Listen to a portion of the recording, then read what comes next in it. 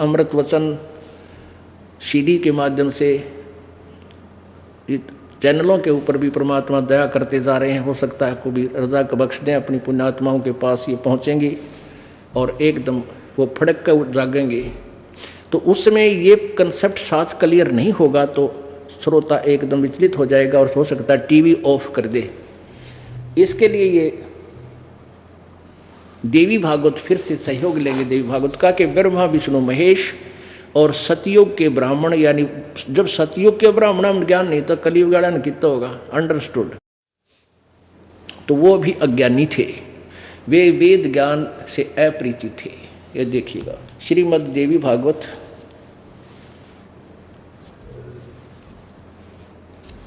Gita press Gorakhpur से प्रकाशित है।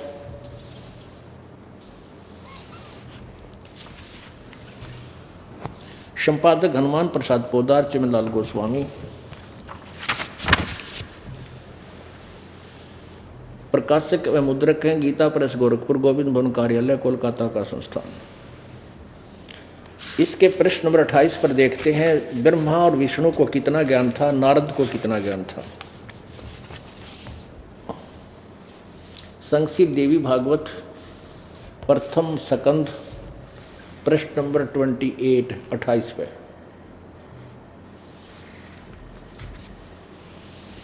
नारद जी ने कहा, महाभाग व्यास जी, तुम इस विषय में जो पूछ रहे हो ठीक यही प्रश्न मेरे पिताजी ने भगवान श्री हरि से किया था। देवा अधिदेव भगवान जगत के स्वामी हैं, देवों के भी देवता, भगवानों के भगवान विष्णु जी। लक्ष्मी जी उनकी सेवा में उपस्थित रहती हैं, दिव्य कौस्तुमणि उनकी शोभा बढ़ाती है। वे शंख चक्र और गदा लिए रहते हैं, पीतंबर धारण करते हैं, 4 भुजाएं हैं, वक्ष स्थल पर श्रीवत्स का चिन्ह चमकता है। वे चराचर जगत के आश्रयदाता है, जगत गुरु एवं देवताओं के भी देवता हैं। ऐसे जगत प्रभु भगवान श्री हरि महान तप कर रहे थे, उनकी समाधि लगी थी। यह देखकर मेरे पिता ब्रह्मा जी को बड़ा आश्चर्य हुआ। अतः उन्होंने उनसे जानने की इच्छा प्रकट की। ब्रह्मा जी ने पूछा, प्रभु आप देवताओं के अध्यक्ष, जगत के स्वामी, भूत भविष्य एवं वर्तमान सभी जीवों के एकमात्र शासक हैं। भगवान फिर आप क्यों तपस्या कर रहे हैं और किस देवता की आराधना में ध्यान मगन है?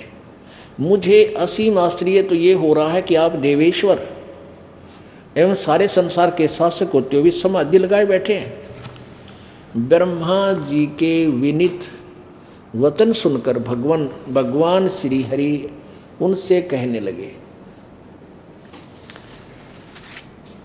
ब्रह्मन सावधान होकर सुनो, मैं अपने मन का विचार व्यक्त करता हूँ। देवता, दानव और मानव सब यही जानते हैं कि तुम सृष्टि करते हो, मैं पालन करता हूँ और संहार क्या करते हैं। किंतु फिर भी वेद के पारगामी पुरुष अपनी युक्ति से यह सिद्ध करते हैं कि रचने, पालने और संहार करने की यह योग्यता जो हमें मिली है, इसकी अधिष्ठात्री शक्ति देवी है। आगे देखिए, उस शक्ति के अभाव में तुम इस संसार की सृष्टि नहीं कर सकते, मैं पालन करने में सफल नहीं हो सकता और रुद्र से संहार कार्य होना भी संभव नहीं। ब्रह्मा जी, हम सभी उस शक्ति के सारे अपने कार्य में सदा सफल होते हैं। सुवर्त प्रत्यक्ष और परोक्ष दोनों ही उदाहरण मैं तुम्हारे सामने रखता हूँ, सुनो। यह निश्चित बात है कि उस शक्ति के अधीन होकर ही मैं इस शेष नाग की सैया पर सोता और सृष्टि करने का अवसर आते ही जाग जाता हूँ। मैं सदा तप करने में लगा रहता हूँ, उस शक्ति के शासन से कभी मुक्त नहीं रह सकता। कभी अवसर मिला तो लक्ष्मी के साथ सुखपूर्वक समय बिताने का सौभाग्य प्राप्त होता है। मैं कभी तो दानों के साथ युद्ध करता हूँ। अखिल जगत को भय पहुँचाने वाले दैत्यों के विकराल शरीरों को शांत करना मेरा परम कर्तव्य हो जाता है।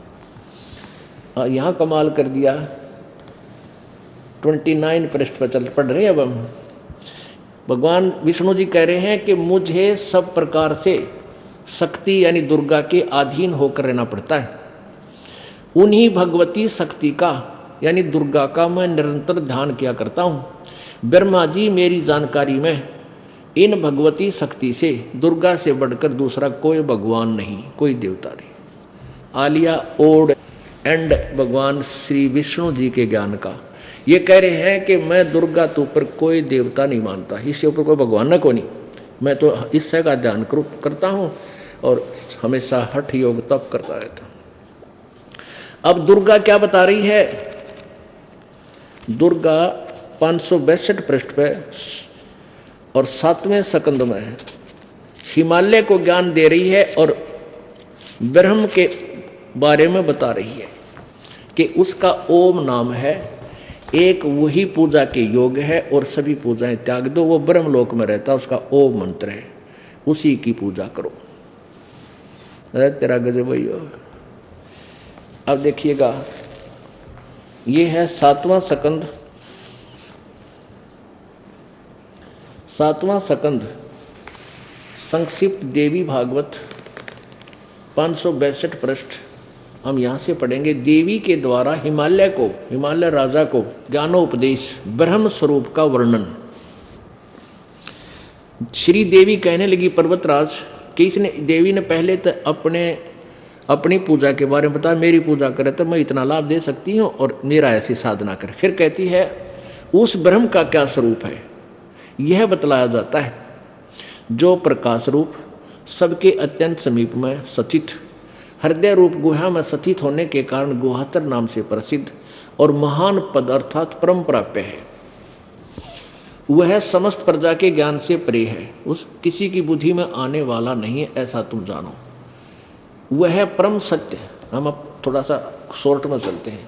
परम सत्य और अमृत अविनाशी तत्व है। सौम्य उस वेदने योग लक्ष्य का तुम वेदन करो, मन लगाकर उसमें तन्मय हो जाओ। सौम्य उपनिषद में कथित महान अस्त्र रूप धनुष लेकर उस पर उपासना द्वारा तीक्ष्ण किया हुआ बाण संधान करो और भावनागुत चित्त के द्वारा भाव अनुगत चित्त के द्वारा उस बाण को खींचकर उस अक्षर रूप ब्रह्म को लक्ष्य बनाकर वेदन करो।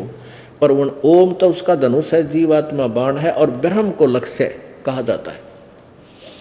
आगे देखो, उस एकमात्र परमात्मा को ही जाने, दूसरी सब बातें छोड़ दे।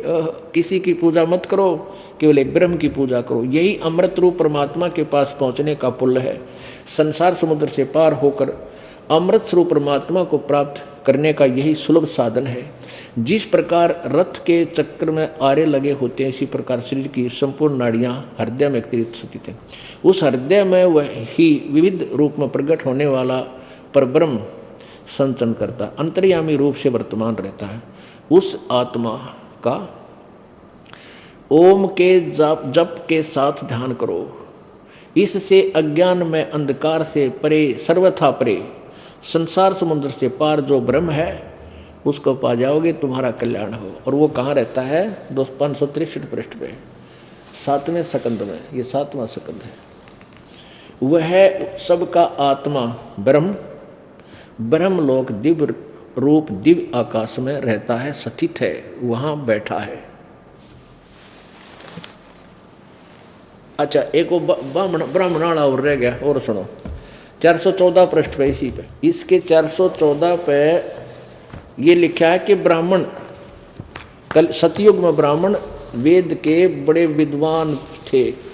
6वां अध्याय संक्षिप्त देवी भागवत 414 पृष्ठ पर जन्मेजय ने पूछा, महाभाग किस युग में कैसा धर्म का स्वरूप है, इस संपूर्ण विषय को विशेष रूप से बताने की कृपा कीजिए। व्यास जी बोले, जन्मेजय को बता रहे हैं वेद व्यास जी, जो राइटर ऑफ द पुराणों का लेखक। राजन, यह निश्चय है कि सतयुग में ब्राह्मण वेद के पूर्ण विद्वान थे और उनके द्वारा निरंतर भगवती जगदम्बिका की आराधना होती थी। भगवती का दर्शन करने के लिए उनका मन सदा ललायित रहता था। जय हो वेद व्यास की।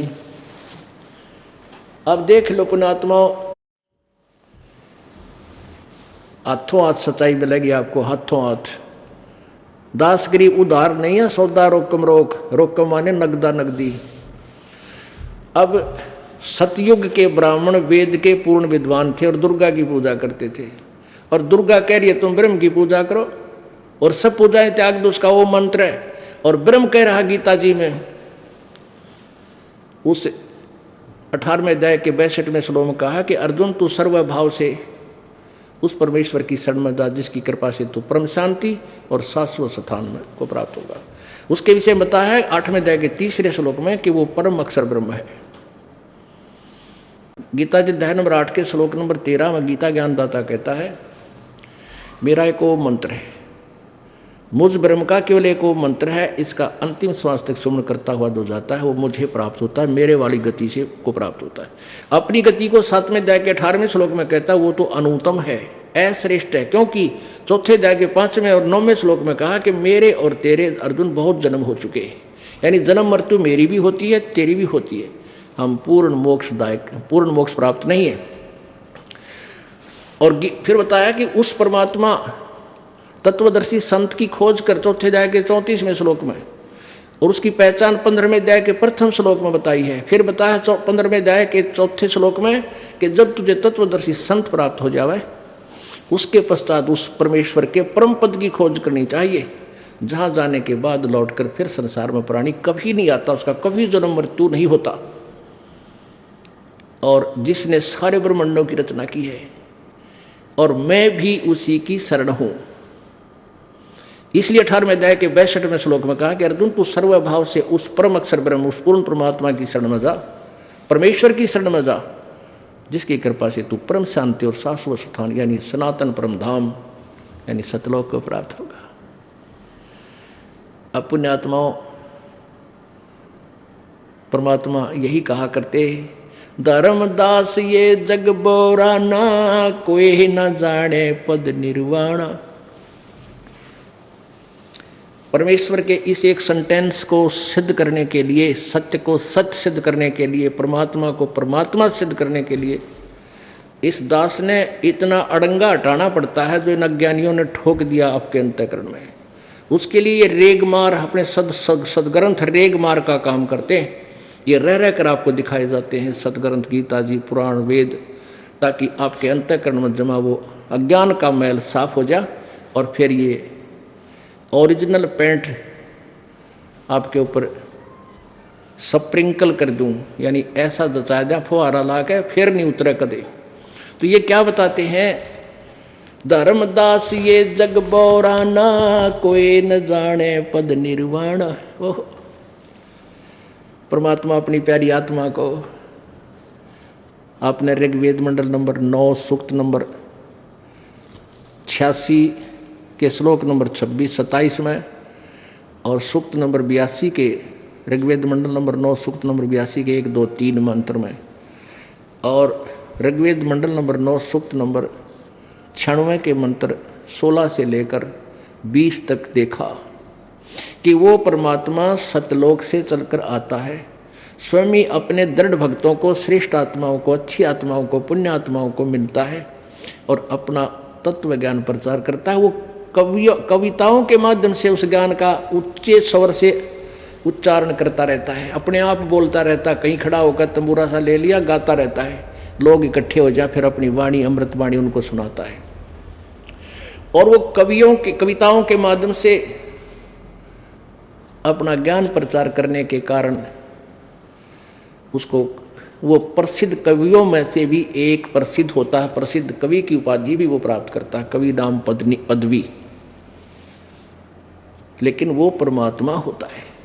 और परमेश्वर खुद कहते हैं चारों युग में संत पुकारे और कूक कहा हम हेल रे, हीरे माणक मोती बरसे ये जग चुगता डेल रे। परमेश्वर स्वयं कहते हैं कि चारों युग में आते हैं हम, मैं भी आवाज लगा लगा कर हेल माने ऊंची आवाज में बोलकर सुनाता हूँ, आवाज लगा कर रुक के मार के कह रहा हूँ, और मेरे संत भी मेरी महिमा से परिचित होने के बाद वो भी ऐसे ही ढोल के डंके पर सत्य बोलते हैं। लेकिन ये भोली आत्मा,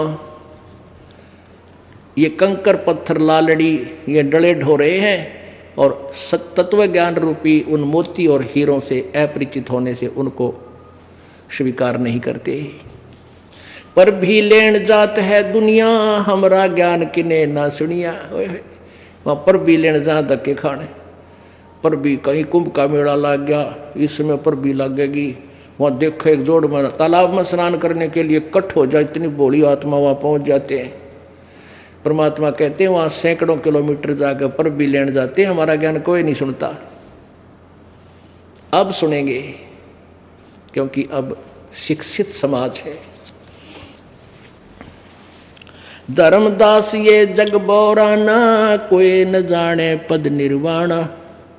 यही कारण मैं कथा पसारा, जग से कहिए एक राम न्यारा। इन सब से एक अलग राम है, उसके विषय में मैं बताने आया हूँ। अपनी महिमा आप पे सुनावे, आप पे आरती आप पे साजे, आप पे किंगर आप पे बजे, आप पे ताल जहाँ जनकारा, आप नचे आप देखण हारा।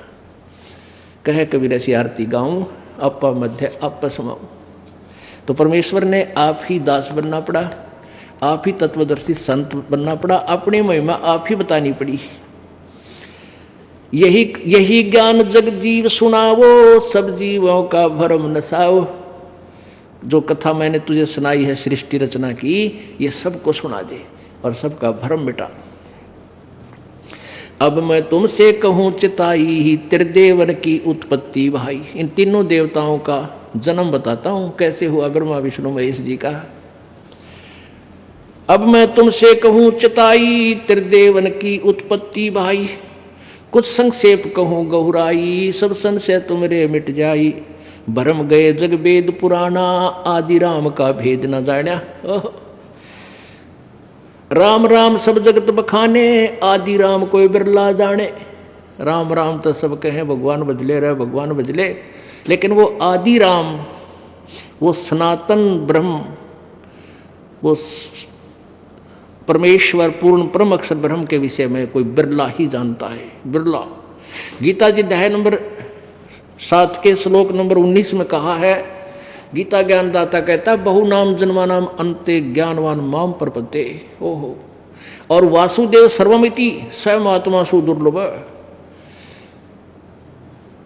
बहु नाम जन्मा नाम अंते, यानी बहुत जन्म मनुष्य के, कोई बहुत सारे जन्म किसी को प्राप्त हुए हों, उसके किसी एकाध जन्म में, अंत के जन्म में कोई मुझे ब्रह्म साधना करता है। और वासुदेव सर्वमिति, वासुदेव माने सर्वगतम ब्रह्म, सबका मालिक, कुल का मालिक, ओवरऑल कंट्रोलर, उसको वासुदेव बोलते हैं, जिसकी प्रभुता सभी के ऊपर हो। तो ब्रह्मा विष्णु महेश ये तो केवल 3 लोक के एक एक विभाग के मिनिस्टर, मंत्री, राम प्रभु स्वामी हैं। एक ब्रह्मांड में पृथ्वी लोक, ऊपर स्वर्गलोक और नीचे पाताल लोक, इन 3 लोकों पर ये एक एक विभागीय राम है, मंत्री हैं, मालिक हैं। रजगुण विभाग के ब्रह्मा जी, सतगुण विभाग के विष्णु जी, तमगुण विभाग के शिव जी। और इनका पिता एक ब्रह्मांड में ये ब्रह्म समझो मुख्यमंत्री है, ये भी स्वामी है। लेकिन ये वासुदेव नहीं है, सब ब्रह्मांडों के ऊपर इनका अस्तित्व नहीं है, सब जगह व्यापक नहीं है। वासुदेव माने सब जगह जिसकी सत्ता हो, जो सबके जिसके अंतर्गत सब ब्रह्मांड आते हो। पर ब्रह्म जो अक्षर पुरुष है, वो 7 संख ब्रह्मांड तक ही सीमित है, वो भी वासुदेव नहीं है। कबीर परमेश्वर परम अक्षर ब्रह्म, जिसने सब ब्रह्मांडों की रचना की, जो सबके ऊपर ओवरऑल कंट्रोल है, इंक्लूडिंग ब्रह्म और परब्रह्म, इन सब के ऊपर भी वो कुल मालिक है, वो वासुदेव है। और वही पूजा के योग्य है, वही पाप नाशक है, वही पूर्ण मोक्षदायक है, वो वास्तव में अविनाशी है। कहते हैं ये बताने वाला महात्मा संत तो तुझे बहुत मुश्किल से मिलेगा। इनका अनुवाद ही गलत किया अनुवादकर्ताओं ने। इसका वास्तविक अर्थ ये बनता है कि बहुनाम जन्मानाम अंते ज्ञानवान माम प्रपद्ये।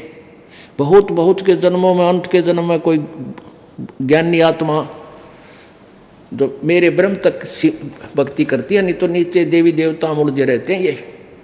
और वासुदेव सर्वमिति, ये वासुदेव ही सब कुछ है, महात्मा सुदुर्लभ है। ये ज्ञान देने वाला तो बड़ी मुश्किल से वो संत मिलेगा। तो यही परमात्मा कह रहे हैं परमेश्वर कबीर जी।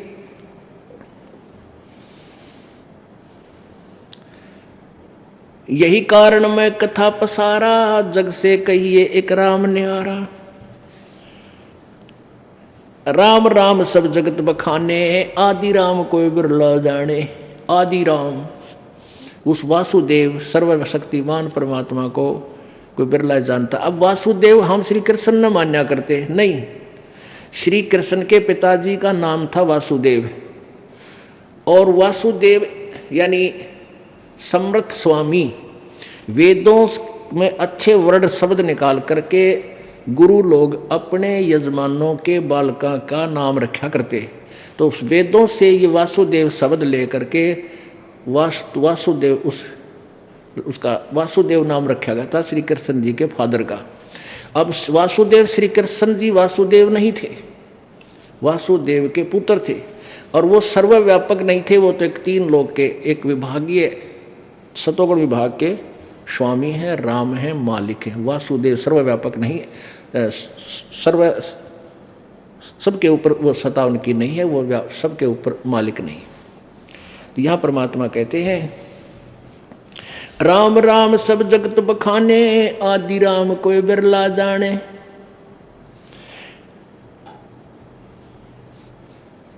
ज्ञानी सुने सो हृदय लगाई, मूर्ख सुने तो गम ना पाई। कहते ये ज्ञान जो मैं तुझे बताने जा रहा हूं, इसको बुद्धिमान व्यक्ति सुनेंगे, सीने से लगाएंगे इस ज्ञान को। ओहो रे कहाँ छुपा था ये।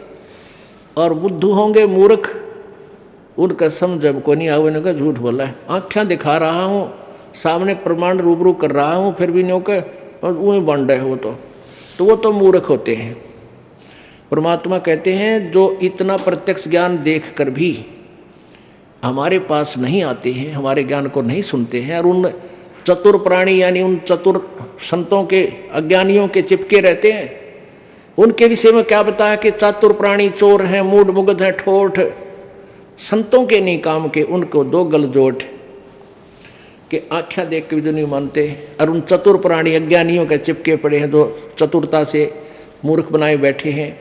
तो कहते हैं चातुर प्राणी चोर हैं, वो तो चोर हैं, चोर का अर्थ है वो सही ज्ञान प्रचार नहीं कर रहे हैं, वो तो झूठे हैं, झूठा ज्ञान प्रचार कर रहे हैं। अब वो तो सच्ची सामने आने नहीं देंगे, वो तो बताएंगे नहीं सच, आपने खुद लाल लालड़ी पहचाननी पड़ेगी। तो इसलिए कहते हैं वो चातुर प्राणी तो चोर हैं, और वो मूड मुग्ध है, ठोठ, जो प्रत्यक्ष उनकी इतिहास देख करके वो सारा झूठ बोल रहा, उनके पास कोई ज्ञान नहीं, मंत्र नहीं, और फिर भी नहीं इधर आ रहे। तो कहते हैं हमारे काम के नहीं है वो। कहते उनने के गल जोट दो, यानी वही गल जोटने का अर्थ होता है एक दूसरे के रस्सा बांध दिया अगर पशु का पशु है वो इकट्ठे धक्के खाए जा।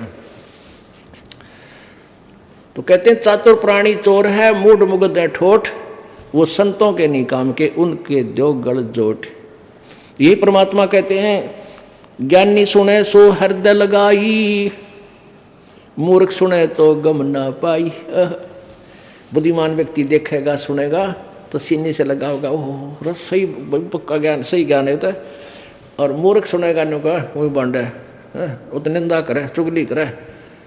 रामपाल तो सारे संता की निंदा करता है, उसका तो नाम भी ना लो मेरा आगे। तो कहते ईशा ने तो उड़े चपके रहने दे, हमारा काम के भी कोई ना, क्यों न के गाड़ेंगे जब वक्त वो सामने देख के भी ना मानते।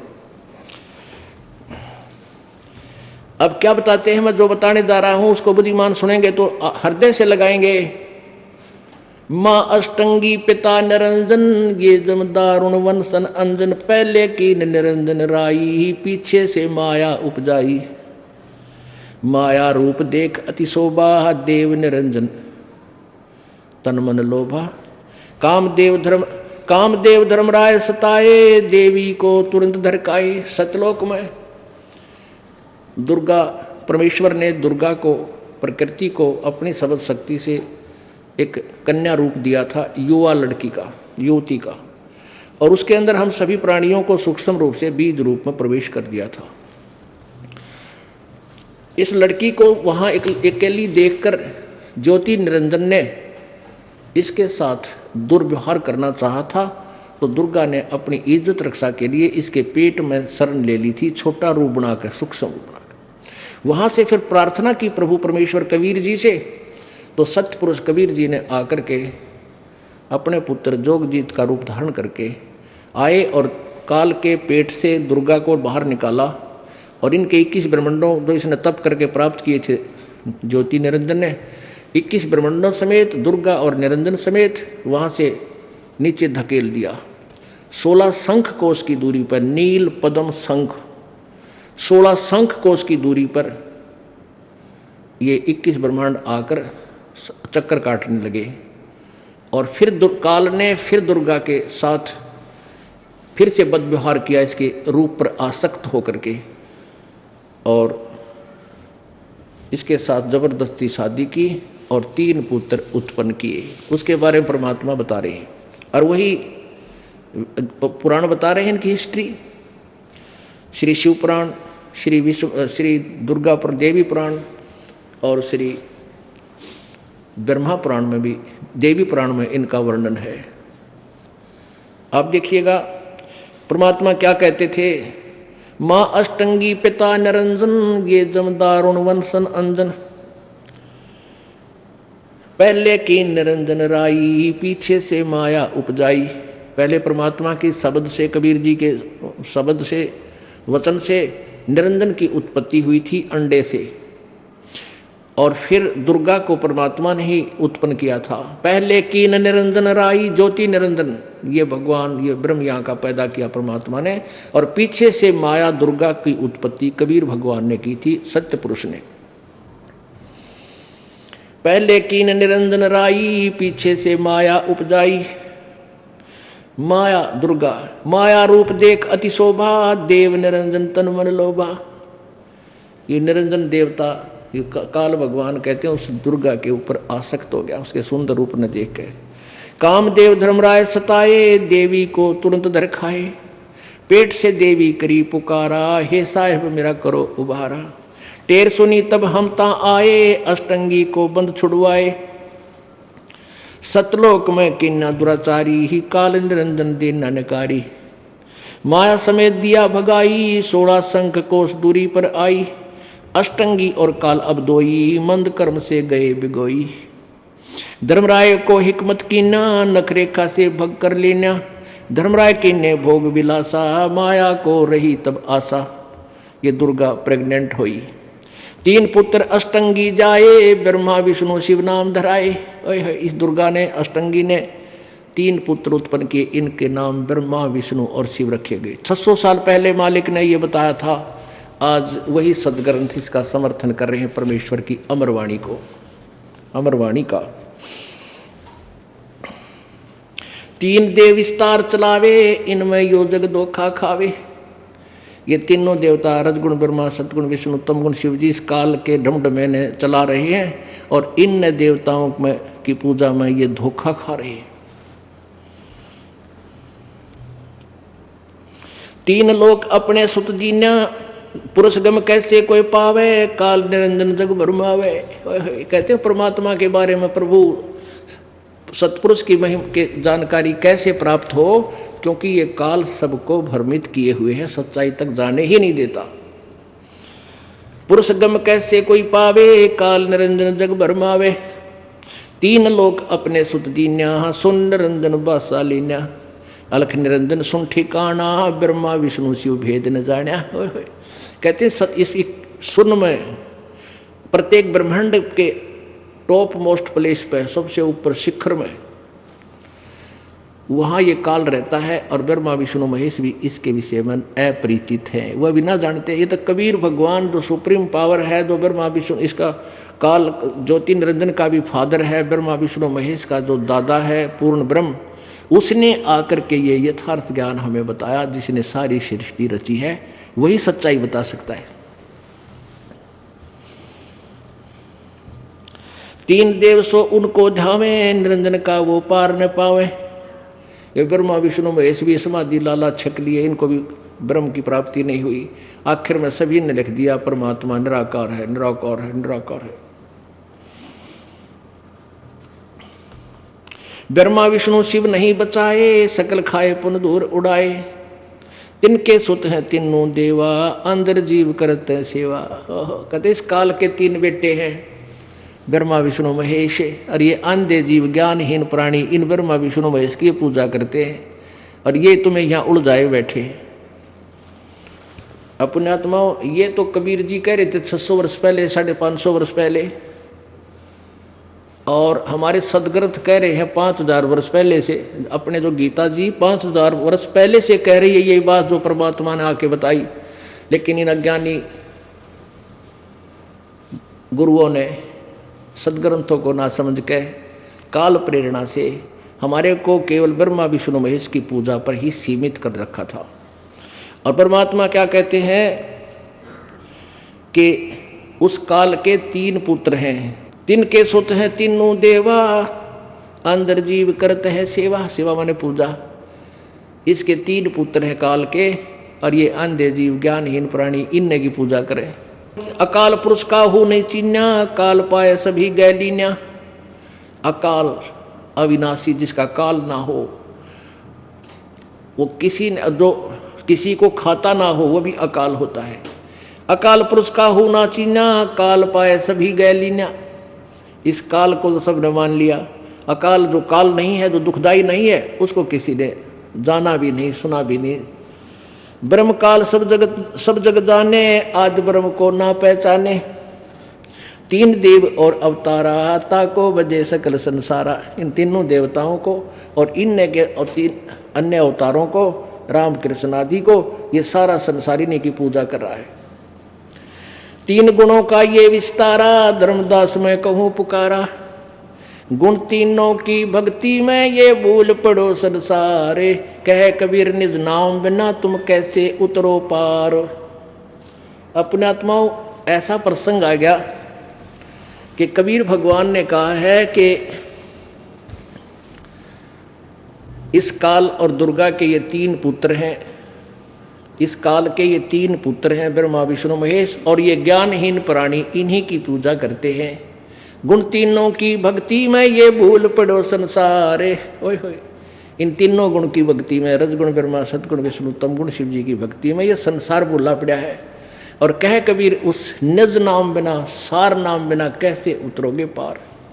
यानी यथार्थ मंत्र के बिना, यथार्थ भक्ति साधना के बिना तुम पार कैसे हो पाओगे।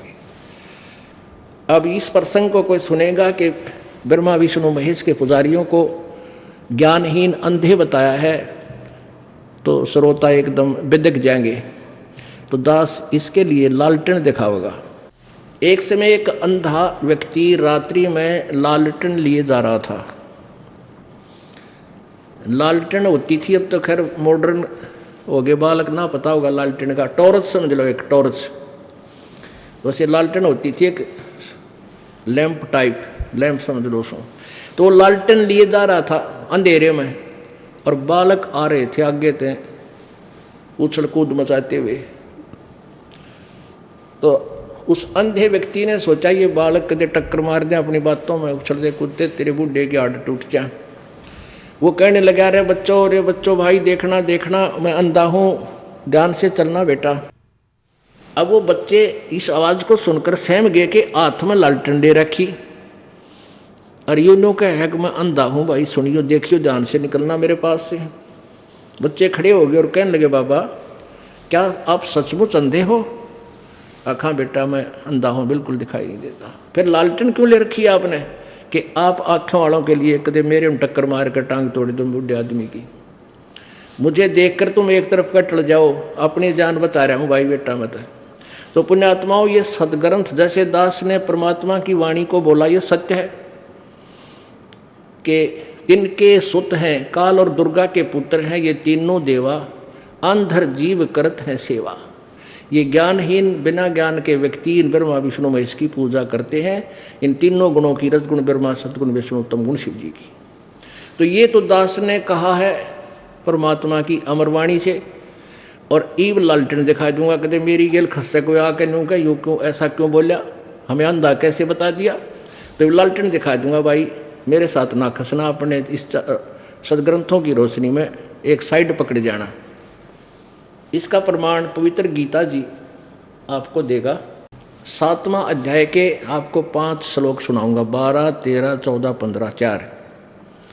कति कंसेप्ट क्लियर हो जाएगा। पहले तो ये समझें कि रजगुण ब्रह्मा है, सतगुण विष्णु, तमगुण शिव जी। इसमें आपको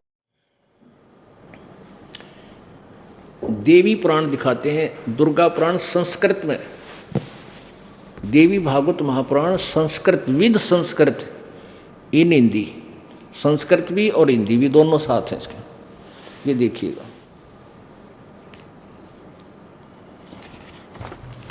ये है अथ देवी भागवतम सभाष्टिकम सैमात्यम।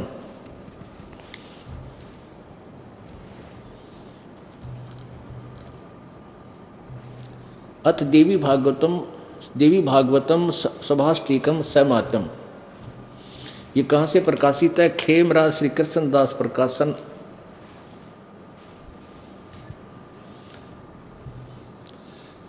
प्रकाशन बंबई 4।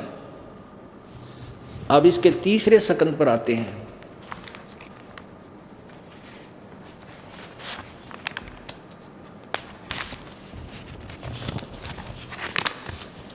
अथ श्रीमद देवी भागवते भाषा टीका युक्ते तृतीय सकंद है प्रारंभते। हम अपने मतलब का ज्ञान लेंगे, क्योंकि जंगल में बहुत सी जड़ी बूटियाँ होती हैं, जिस रोग की दवाई अपन ने बनानी है वह चुन लेंगे अपन ने। ये देखिएगा, ये देवी भागवत पृष्ठ 11 भाषा टीकासी तृतीय सकंद और अध्याय 5। इसमें क्या लिखा थी? भगवान शंकर अपनी दुर्गा माता से पूछ रहे हैं, हे माता, यदि हमारे ऊपर सदा आप दयायुक्त हो तो हमको यानी मुझको तमोगुण किस प्रकार प्रदान किया है? ब्रह्मा रजोगुण और हरि सतोगुण। अब यहाँ इसकी संस्कृत भी साथ देख रहे। ये 7वां श्लोक अंत हुआ, 8वां प्रारंभ हुआ।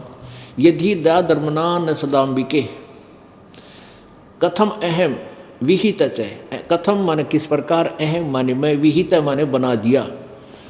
क्या तमोगुण है? शंकर जी कह रहे हैं मुझे तमोगुण क्यों बना दिया? और कमल से उत्पन्न होने वाले ब्रह्मा को रजोगुण संभव, रजोगुण क्यों बना दिया?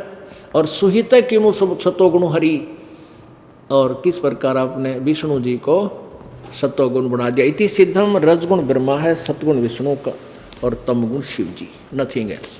अब हम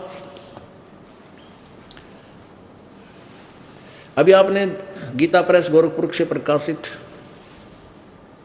देवी भागवत के तीसरे सकंद पर केवल हिंदी में सुना था कि ब्रह्मा विष्णु महेश स्वयं स्वीकार करते हैं कि हम दुर्गा के पुत्र हैं, हमारा जन्म और मृत्यु होता है, हम अविनाशी नहीं हैं, और हम आप ही के तीनों गुणों से उत्पन्न, हम रजगुण ब्रह्मा है, सतगुण विष्णु, तमगुण शिव जी।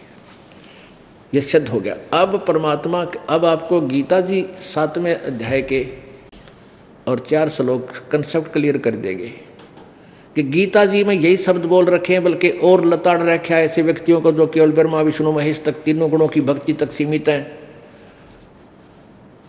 और आगे की साधना नहीं करते। अब देखिएगा श्रीमद देवी भागवत,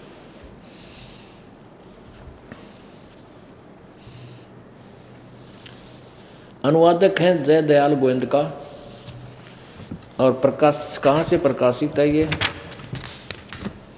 गीता प्रेस गोरखपुर से। प्रकाशक में मुद्रक हैं गीता प्रेस गोरखपुर, गोविंद मोहन कार्यालय, कोलकाता का संस्थान। अध्याय नंबर 7 और श्लोक नंबर हम 12 से प्रारंभ करेंगे। ये देखिएगा, अध्याय नंबर 7 श्रीमद् भगवत गीता और श्लोक नंबर 12। और भी जो सतोगुण से उत्पन्न होने वाले भाव हैं और जो रजोगुण से तथा तमोगुण से उत्पन्न होने वाले भाव हैं, उन सबको मुझसे ही होने वाले हैं ऐसा जान, परंतु उनमें वास्तव उनमें मैं और वे मुझ में नहीं हैं।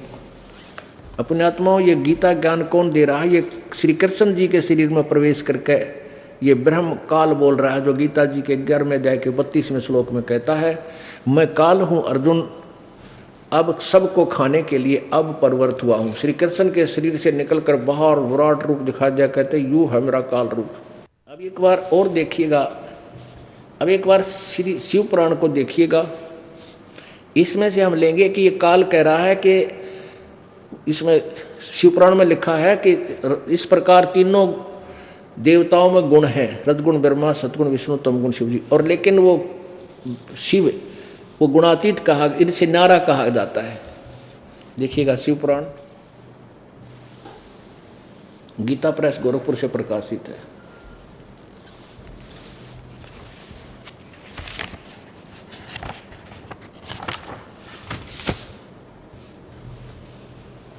और संपादक हनुमान प्रसाद पोदार और प्रकाशक में मुद्रक है वही गीता प्रेस गोरखपुर, गोविंद वन कार्यालय कोलकाता का संस्थान।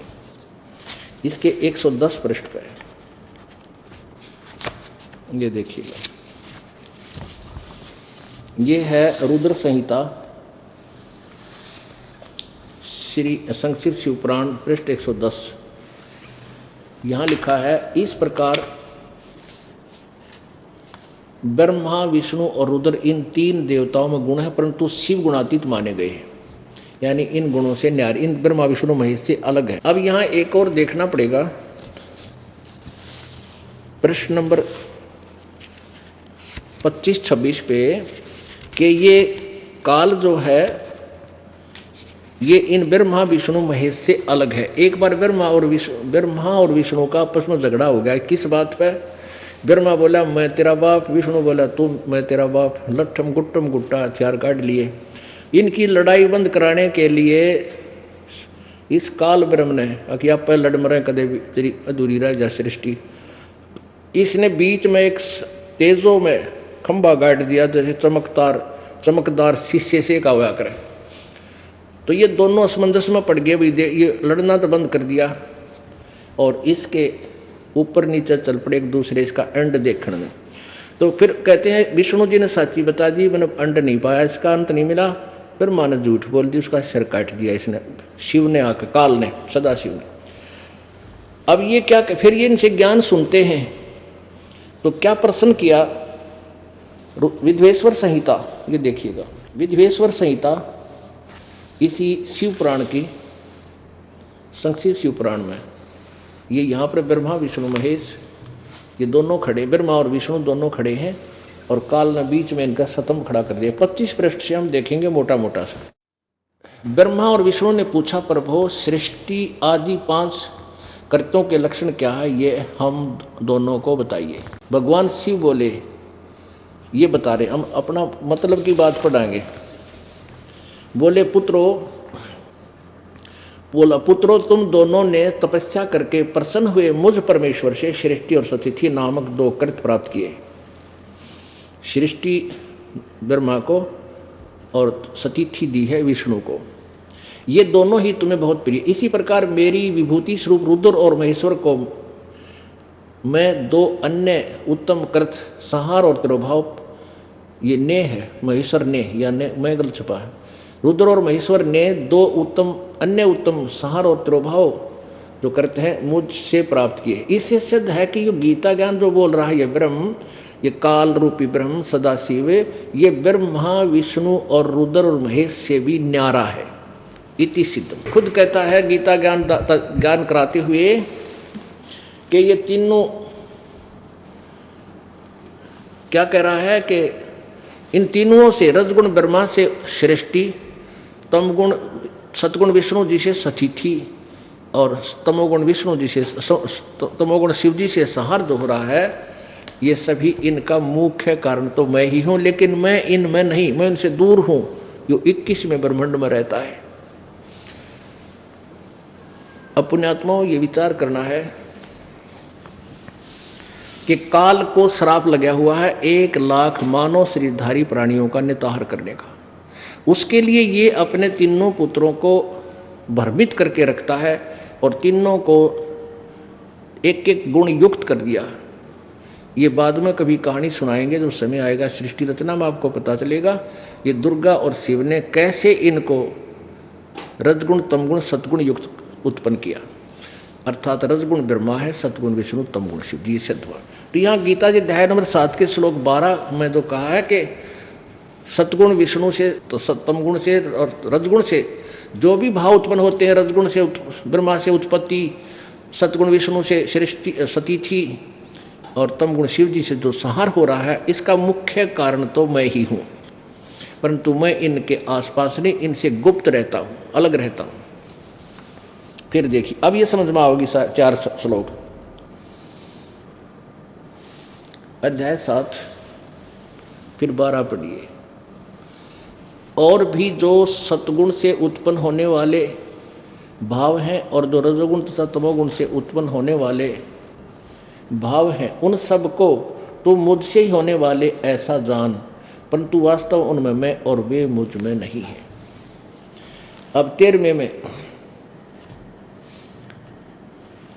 गुणों के कार्य रूप सात्विक, राजस और तामस, इन तीनों प्रकार के भावों से सारा संसार प्राणी समुदाय मोहित हो रहा है। इन तीनों गुणों से परे, ब्रह्मा विष्णु महेश से ऊपर परे मुझ अविनाशी को नहीं जानता। ये ब्रह्म कह रहा है कि ये ब्रह्मा विष्णु महेश तक इनकी बुद्धि सीमित है, इन तीनों गुणों को इन्हीं की पूजा में लगे रहते हैं, इनसे परे मुझ ब्रह्म को नहीं जानते। आगे देखना 7वें अध्याय का 14वां श्लोक।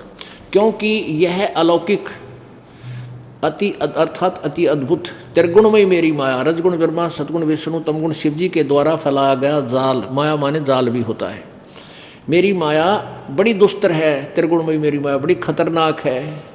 और जो पुरुष, जो साधक मुझको निरंतर भजते हैं, यानी ब्रह्म साधना करते हैं, वो इस माया का उल्लंघन कर जाते हैं, वो ब्रह्मा विष्णु महेश से मिलने वाले लाभ से ऊपर उठ जाते हैं। इसका ये अर्थ है। आगे देखना 15वें में तोड़ पाड़ दिया, कमाल कर दिया। माया के द्वारा ओहो ब्रह्मा विष्णु महेश से मिलने वाले लाभ तक ही जो सीमित है, इनसे आगे इनकी बुद्धि उठती नहीं। जिनका ज्ञान धरा जा चुका है, यानी ब्रह्मा विष्णु महेश तक की जो पूजा करते हैं, वो आसुर स्वभाव को धारण किए हुए, मनुष्यों में नीच और तेरा गजब हुई, और दूषित कर्म करने वाले मूर्ख माम मुझको नहीं भजते, मेरी पूजा नहीं करते, ब्रह्म कह रहा है। अब कर दिया कंसेप्ट क्लियर गीता जी ने कि तीनों गुणों रजगुण ब्रह्मा, सतगुण विष्णु, तमगुण शिव जी के द्वारा ही तक जिनका बुद्ध ज्ञान हरा जा चुका है, इनकी महिमा से आगे कोई सुनने को तैयार ही नहीं है, इन्हीं की तक पूजा करते हैं। वो आसुर स्वभाव को धारण किए हुए राक्षस स्वभाव को, मनुष्यों में नीच दूषित कर्म करने वाले मूर्ख, वो कहते हैं मेरी साधना भी ना करते, ब्रह्म तक की भी साधना ना करते। फिर 7वें अध्याय के 16, 17 में और 18 में अपनी महिमा, अपने ज्ञान, अपने साधकों के विषय में बताया है।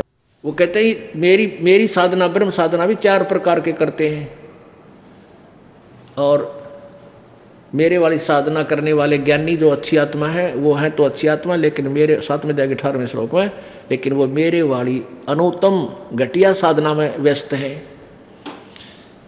और 7वें अध्याय के 18वें 19वें श्लोक में कहा कि बहुत से जन्मों के अंत के जन्म में कोई ज्ञानी मेरी ब्रह्म तक की साधना करते ना तो नीचे के सतर में उलझे रहते हैं, और वासुदेव सर्वशक्तिमान परमात्मा के विषय में जानकारी देने वाले महात्मा बहुत थोड़े हैं भाई।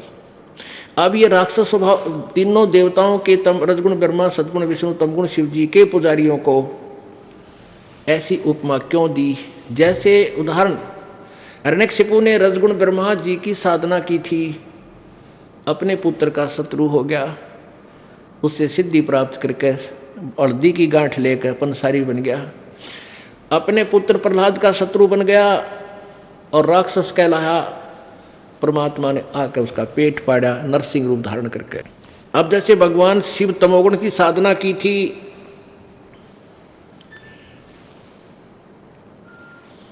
भस्मागिरी ने, भस्मागिरी एक तपस्वी था, उसने भगवान शिव के द्वार के सामने, गेट के सामने 12 वर्ष तक सिरासन पर ऊपर ने पैर नीचे ने सिर करके साधना कठिन तप किया। एक दिन पार्वती जी ने प्रार्थना की भगवान शिव से कि भगवान आपका सेवक और कितना दुखी, आपसे क्या मांगता है, आप तो समर्थ हैं और कर दो कल्याण। अब शिव जी ने कहा मांग भाई भस्मागिरी, क्या मांगता है? भस्मागिरी बोले कि वचनबद्ध हो प्रभु तब मांगू। भगवान शिव जी बोले भाई तथास्तु, वचनबद्ध हो गया, मांग क्या मांगता है? तो उसी समय भस्मागिरी खड़ा हो गया और कहने लगा भगवान ये कड़ा दे दो जो आपके हाथ में है। अब भगवान शिव ने सोचा कि वे जंगल में रहने वाला साधक है, अपनी रक्षा के लिए मांग रहा होगा, क्योंकि भस्म कड़ा एक ऐसा सिद्ध किया हुआ था भगवान शिव के द्वारा कि जिसके भी सिर के ऊपर एक बार न्यू कह दे भस्म, उसका वो राख हो जाता था। और भस्मागिरी में क्या बीमारी थी, उसमें क्या मलिनता थी, उसका क्या उद्देश्य था कि उसने पहले ये सोच रखा था कि भगवान शिव को प्रसन्न करके भस्म कंडा लेकर इसने फूंक दूंगा, पार्वती को अपनी पत्नी बनाऊंगा। भगवान शिव को ज्ञान नहीं था ये दुष्ट किस उद्देश्य से ऐसा कठिन तप कर रहा है। अब भगवान शिव ने वो निकाल कर दे दिया कि ले बच्चा ले जा। अब भस्मागिरी बोला ले जाऊं कि इतना संवारूंगा, अब तुझे भस्म करूंगा और पार्वती को अपनी पत्नी बनाऊंगा। होले शिव जी होशियार। भगवान शिव जी ने देखा तो दुष्ट रह पीछे पड़ दिया सचमुच। तो भगवान शिव जी आगे आगे और भस्मागिरी पाछे पाछे जैसे जोटेबाज जाग रहे। अपनात्माओं यहाँ विचार करो, जिन भगवानों को हम अविनाशी कहते थे तो भस्म कड़े डर के क्यों भाग लिया? अविनाशी होता तो कहता आजा भाई करे, आधे खुतरे खड़े ने। जैसे परमात्मा कबीर जी को उबलते तेल के कढ़ाई में डाल दिया, नहीं जले न्यू के न्यू बैठे भगवान। जेरे कुएं में डाल के ऊपर काकर पत्थर झाड़ अड़ंगा ठोक दिया, सिकंदर लोधी के दरबार में बैठे पाए भगवान। अविनाशी तो इनको कहते हैं। अब भगवान ने परमेश्वर ने आके, अब हम तो विष्णु जी कहा करते थे, कोई बात नहीं, वो महिमा का भूखा नहीं है प्रभु। तो कहते हैं फिर विष्णु जी ने आकर के पार्वती रूप बना के और भस्मागिरी का आगे खड़ी हो गई। भस्मागिरी भी रुक गया, उसको पता था शिव जी तो डटे नहीं, तेरे हाथ में जब तक कड़ा भस्म कड़ा है। पार्वती आए गई, बस ठीक है, इसकी सुनते हैं क्या कहना चाहती है। तो पार्वती रूप में भगवान ने कहा क्यों भाग रहे हो, अब वो नहीं आएगा तेरे पास जब तक भस्म कड़ा है, आजा डांस करके दिखा मुझे। अब आपको पता है इस कथा का वैसे तो भस्म कड़ा से वो गंड हथ नाच नचाया। अब वो कह रहा था मुझे नाचना नहीं आता, पार्वती रूप में भगवान बोले मैं सिखाऊं तेने नाचना, डांस करना, इस हाथ को ऐसे कर, इसको ऐसे कर, इस टांग को ऐसे कर, इस हाथ को ऊपर ला। जब वो ऊपर आ गया ना सर के ऊपर, जब वो जिस हाथ में कड़ा ले रहा था ना, चौकस पकड़ रहा था, वो आ गया सिर पे, भगवान ने कह दिया भस्म। वो भस्म कड़ा से भस्मागिरी भस्म हो गया। उसके बाद वो भस्मासुर कहलाया, भस्मा राक्षस।